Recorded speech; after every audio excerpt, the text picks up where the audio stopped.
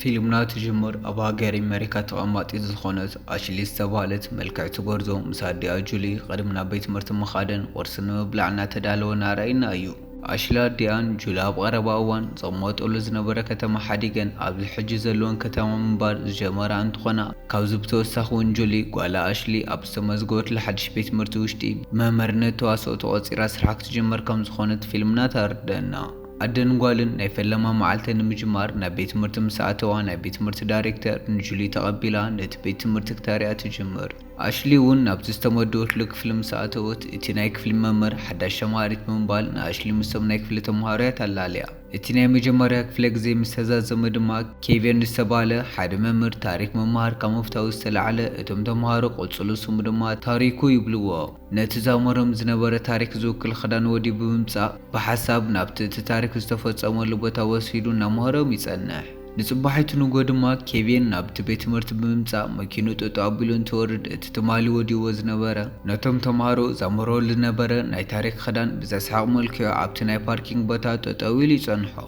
بتوسخون اتم زامرم زنور تمهارو دما يلاقو صلو كيفين ون از نگر بزح تيتقدشلو نبيت صفوت انتخد امانگو دما حداش ممر جولي ريامو قلتفيلي خيدو نبو علم سالاليان نيشعلي لوان خدانا ازي كمزا محرلات زاريبو واي خيد أشليين حديث سبسلي زي تلاليت أبتوان مسحبينا كوفيلان نهالوت أب حسابا أبناء غدن بيت مرتزا قاتما حماعتو غانو فوق الجلي بلا أزمانقون حدا ماكس استبالة أبت بيت مرتو منفع زخونة تماري موزيو ناشلي مسلاليان نشعلي لهم خلطيهم بغلط في الردادو دحر الساعة دما لنا أشلي ناي تاريخ تمرسل زنورم حجيون ممر كيفين نزمهار وزنور تاريخ زغلس خلي خدان وديو كابت خفل وصايو خوينو نتم تمهارو ناتتصبيهم سلازرخوو كابتم تمهارو وشتي حدنيكي استبالة عماصي بناي كيفين أكادنا كلا غز جمر كيفين جن إذا خدان مقبارو أب كيدو أمهارات زلو عوي ربحا نتم تمهار مساردوم اتخفل غزي أخيلو خل تمهاري مسخدا كيفين ناشلي نتزغلص سارحون أي تاريخ بروجكت نسانك تمارحي مرصامون نكتدالو تسرحو عيو أورقة صحيفو يهبا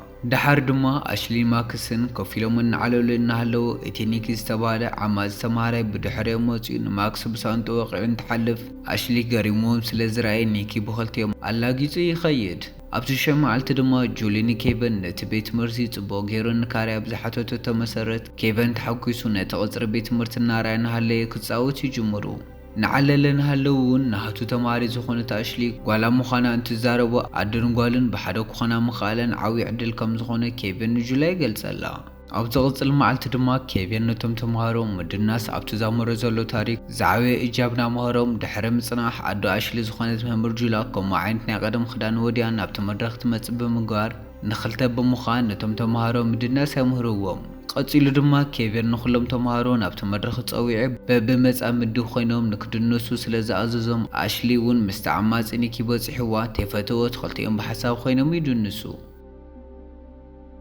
دحرز دما أشلين جولين نابغزن مسمصا أشلي نعين تبايلو استسدد دبدابي بمراي بسنباده نادياتهم نعمتا زغواي ونزنور سبات أدراشنا رخيوم كيخون بمبال أبعوي فرحن تأتي جوليا جن نقوالا أشلي نكتهد بمزرا ولا حدا أبس كتما زمر لون زفلسب كم زي اللي تزاريبا نصباحت نقو دما نيكي أبز حلف معالتتات مس أشلي دحر مدناسو نعاعا فليزول سمعي سلسة سمعو أشلي كابت كفلوز يعني بحتى أنا هلو تحليك سعواي جمرمو أفكاري انت هليواك فلت كم زدالينا أشلي حتى أشلي جن ولا حانت ملس تهوتو بزعوا خالي معلال انت جمر نيكي كاب خالي زين العله هدئ كم زولا أشلي تعذب نعلو لنا هلون أشلي نيكي أبز حلفة معالتتات نسان ماكسن نعلو لنا هلون نماكس بشانتو سلمتاي كم زو وعن انت تحاتو نيكي ون ازي زبال دحنا مخنات كم زي واللي قد سألامو أشلي نسبات بزمولك عمس غاي نوعو كم زي متن تردو أبكالي معلت دما كيفين تاريخ تمرت مسودة نخلم تمارا أبكباب يوم نبزلو تاريخ حزر بوتاتات بمخاد بزعوازر ايو نگر حدا نگر صحفهم نكمتو يزاربو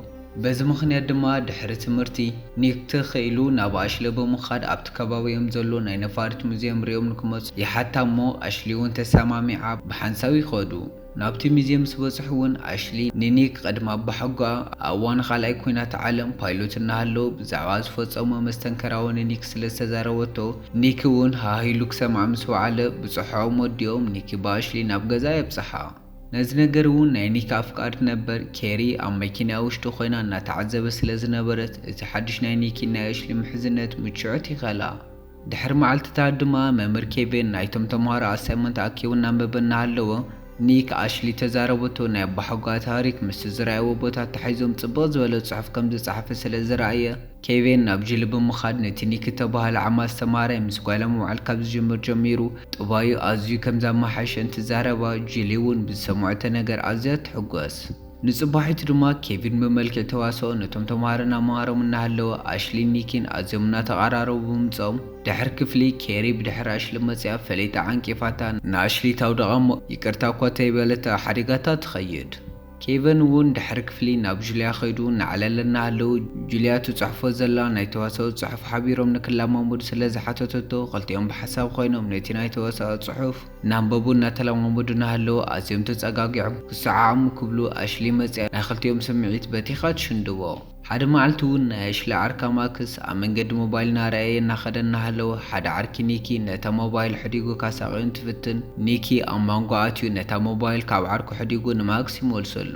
እዚ ዝረኣየት እታ ኬሪ ዝተባሃለት ኣፍቃሪት ኒኪ እውን ኒኪ ብዛምጽኦ ህዱእ ጠባይ ምኽንያት ድሕሪ ሕጂ ምስኡ ክትኾን ከም ዘይትደሊ ገሊጻ ካብ ሽዑ ርከቦም ትበትኮ።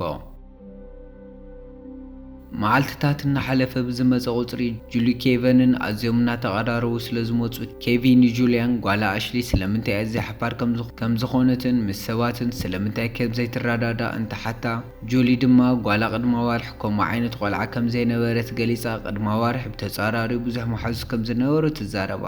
ጁሊ ቀፂላ ድሕሪ እዋናት ግን ኣብቲ ናብ ዝቅድሚ ምፅአን ተማሃሩሉ ዝነበረት ቤት ትምህርቲ ውሽጢ እንታይ ከም ዝኾነ ብዘይተፈለጠ ምኽንያት ኩሎም ተማሃሩ እናፀለውዋ ከምኡ እውን ሕልፍ ሓሊፎም ሓደ ሓዲኦም ድማ ኣካላዊ መጥቃዕቲ ከም ዘብፅሑላ ብምጅማሮም ኣሽሊ ስለምንታይ ከምኡ ይገብሩ ከም ዝነበሩ እንታፃሪት ኣላን ሚላን ብዝተባሃለ ተማሃሮ ምልዓል ብስም ኣሽሊ ብዝተኸፈተ ናይ ሓሶስ ሶሻል ሚድያ ኣካውንት ኣቢሎም ብዙሓት ሰባት ምውራዱን ምፅራፉን ከም ዝኾነ ኣሽሊ ባዕላ ከም ዝበፅሓትሉ ጁሊ ንኬቫን ትገልጸሉ። ጁልያ እውን ዘረባ ቀፂላ ኣብ ልዕሊ ኣሽሊ ተጀሚሩ ዝነበረ ናይ ጸለይት ወፍሪ ኣብ መጠረሽቱ ካብ ቁፅፅር ወፃኢ ኮይኑ ዓበይቲ ሰባት የተረፉ ንዓን ካዱ ብምጅማር ኣሽሊ ጁልያን ነቲ ዝነብራሉ ከተማ ሓዲገን ኣብ ካሊእ ከተማ ንምንባር ከም ዝተገደዳ ንኬቪን ትዛረቦ። ኬቪን እውን ክልቲአን ተማሃሩ ስለምንታይ ኣብ ልዕሊ ጓላ ከምኡ ከም ዝገበራ እንትሓታ ጁልያ እውን ጓላ ኣሽሊ ክልቲአን ኣዋልድ ክሳተፈሉ ኣብ ዝተዳለየ ተዋስኦ ንዓን በሊፃ ቀንዲ ተዋሳኢት ንምዃን ስለ ዝተሓረየት በዚ ቅንኢ ተላዒለን ከም ዝኾነ ትዛረቦ። ኣብ ካሊእ መዓልቲ ንጎ ድማ ኒኪን ኣሽሊ ብንጎ ካብ ገዛ ምስ ወሰዳ ዝተፈላለዩ ዘዘናጉዕ ነገራት እናገበረ ድሕሪ ምውዓል ካብታ መዓልቲ ንሳ ጀሚራ ኣሽሊ ንኒኪ ብግልፂ ከም ፍቑራት ክንቀሳቐሱ ስለ ዝጀመሩ ናይ ኒኪ ናይ ቀደም ኣፍቃሪት ዝኾነት ኬሪ ብቕንዕ ክትሓርር ትጅምር። ድሕሪ መዓልትታት ድማ ኣብ ገዛ ናይ ኒኪ ዓርኩ ዓብዪ ፓርቲ ተዳልዩ ኒኪ ኣሽሊ እውን ኣብቲ ቦታ ተራኺቦም እናተዘናጉዑ እናሃለዉ ኬሪ እውን ካብ ርሑቕ ቦታ ምስ ዝመፃ ደቂ ሓትና ናብቲ ፓርቲ ትመጽእ። ኮይኑ ግን በኣዝዩ ዝገርም መልክዕ ደቂ ሓቱና ኬሪ ንኣሽሊ ካብ ናይ ቀደም ከተማ መሪርዋ ክትወፅእ ዝገበራ ኣላን ሜሊን ተባሃለ ኣዋልድ ከም ዝኾና ንርኢ።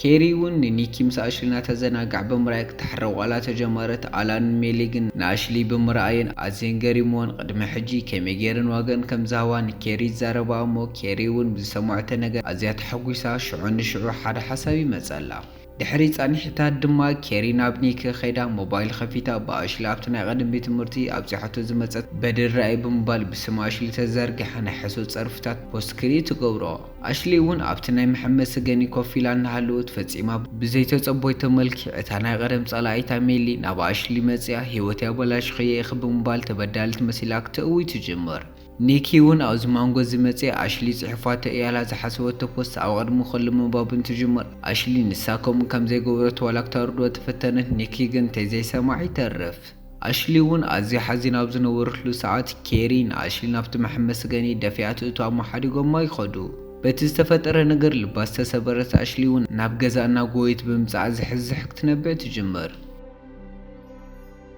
ኣብ ዝቕፅሉ መዓልትታት ኣሽሊ ብኬሪ ተደፊኣ ናብቲ መሐመሲ ገኒ እንትኣቱ ዘርኢ ቪድዮ ኣብ ኢንተርኔት ተዘርጊሑ ብምሉእ ተምሃሮ እቲ ቤት ትምህርቲ ስለ ዝረኣዩ ኣሽሊ ብተምሃሮ እቶም ቤት ትምህርቲ መላገፂት መሕጨጪት ትኸውን። ንፅባሒቱ ኣሽሊ ርእሳ ኣድኒና ናብ ክፍሊ ክትኣቲ ክትብል ኬሪ ረኺባታ ትፀርፋ እሞ ሕልፍ ሓሊፉ ድማ ብፅፍዒት ገፃ ትብላ።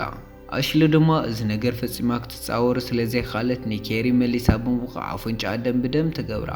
በዚ ምኽንያት ድማ ኬሪና ኣሽሊ ጁሊ ናብቲ ዳይሬክተር ቤት ጽሕፈት ተጸዊዐን እታ ዳይሬክተር ብዛዕባ እቲ ኩነታት ትሓተን። ኬሪ ቅልጥፍ ኢላ ብሽማ ኣሽሊ ዝተኸፈተ ናይ ሓሶት ሶሻል ሚድያ ናይ ጸርፍታት ፖስታት ነታ ዳይሬክተር ክተርእያን ትጅምር። ኣሽሊ ሓሪቓ ሓዲጋትን ትወፅእ። ጁልያ እውን ንጓላ ኣሽሊ ስዒባ እንትኸድ ኣሽሊ ናብ ኸይድ ስለ ዝረኸበታ ጁልያ ነቶም ነገራት ፊት ንፊት ክትጋጠመሎ ምእንታን ንጓላ ኣሽሊ ተበራታትዓ። ኣብቲ ሽዑ መዓልቲ እውን ማክስ ናብ ኒክ ከይዱ ኣሽሊ ፈጺማቶ እያ ዝተባህሉ ነገራት ኩሎም ሓሶት ከም ምዃኑ ይዛረቦ እሞ ተዶሊ ግን ነገራት ብናይ ባዕሉ መንገዲ ካጻሪ ከም ዝኽእል ኒክ ይዛረቦ።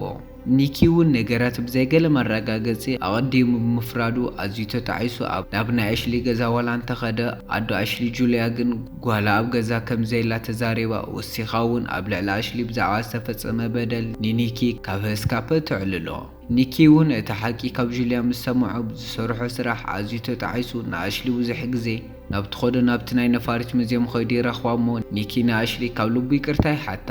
ኣሽሊ እውን ኩሉ ነገር ኣዝዩ ከም ዘጽልኣ ብንብዓት ተሓጺባ ንኒኪ እንትገልጸሉ ኒኪ እውን ነገራት ተዘያጻረየ ካናግራ ከም ዘይነበረ ገሊጹ ሓቒፉ ከጸናንዕ ይጅምር። ኒኪ እውን ንኣሽሊ ሓቂ ንኹሉ ክባጻሕ ኩሉ ክፈልጦ ኣብቲ ጽባሕ ተቐርቦ ናይ ታሪክ ትምህርቲ ኣሳይመንት ፕሬዘንቴሽን መልእኽቲ ክትሕልፍ ሓሳብ የቕርበላ እሞ ሽዑ ንሽዑ ክልቲኦም ተታሒዞም ናብ ማክስ ብምኻድ ኣሽሊ እተቕርቦ ቪድዮ ቀዲሖም ምስ ኣዳሉ ጽቡቕ መልእኽቲ ዘለዎ ቪድዮ ይሰርሑ። ንጽባሒቱ ድማ ኣሽሊ ናይ ታሪክ ኣሳይመንት ኣብ ምቕራብ እንትጅምር ማክስ ድማ ነቲ ናይ ቤት ትምህርቲ ኮምፒተራት ሃጌሩ ናይ ኣሽሊ ቪድዮ ናብ ኩሉ ሰብ ክበጽሕ ይገብሮ። ኣሽሊ እውን ኣብቲ ፕሬዘንቴሽና ጠንቆልቲ ኢኽን ብዛዕባ ተባሂለን ዝተፈረደለን ኣዋልድ ዋላ እኮ ጠንቆልቲ ኣይኮናን ኢና እንተበላ ኮይኑ ግን ዋላ ሓደ ሰብ ተይዘሰምዐ እንተሪፊ ብህይወት ተለዋ ብሓዋ እንዲደሞን ብዛዕባ ዝተቐተላ ነበረ ኣዋልድ ምስ ገለጸት ናሃታ ዛንታ እውን ምዘና ኣዋልድ ተመሳሳሊ ከም ዝኾነ ነቶም ዝከታተልዋ ዝነበሩ ተምሃሮን መምህራን እቲ ቤት ትምህርቲ ትገልጸሎም። ኣሽሊ ዋላ እኳ ብዘይበደሎቶ ብዘይገብረቶ ነገር በተን ኣላንን ሜልን ዝተባህለ ተምሃሮ ዝበጽሓ በደን ኩሉ ንኹሉ ምስ ተዛረበት መደራ ትውድእ። ድሕሪ እውን ማክስ ነታ ናይ ፕሬዘንቴሽን ቪድዮ ናይ ኢንተርኔት ይዘርግሐሞ እታ ቪድዮ ብዙሕ ተዓዛቢ ብምርካብ ናይ ኣሽሊ ህቡብነት ንዓበየ እንትኸይድ ብተጸራሪኡ ድማ እተን ናይ ኣሽሊ ሹም ዘጸለማ ኣላንን ሜልን ድማ ካብቶም ተዓዘብትታት ተቃውሞ ይበጽሐን። ኣብ መጨረሻ ድማ ኣሽሊ ከም ናይ ቀደም ህይወታ ክታጣዕም ትጅምር። ኣዲኣ ጁልያ እውን ተይሓሰበቶ ምስ ብፍቕሪ ተሰኒፋትሉ ዘላ ኬቪን እናተሰዓዓመት እናርኣይና ፊልሙና ትዛዝም።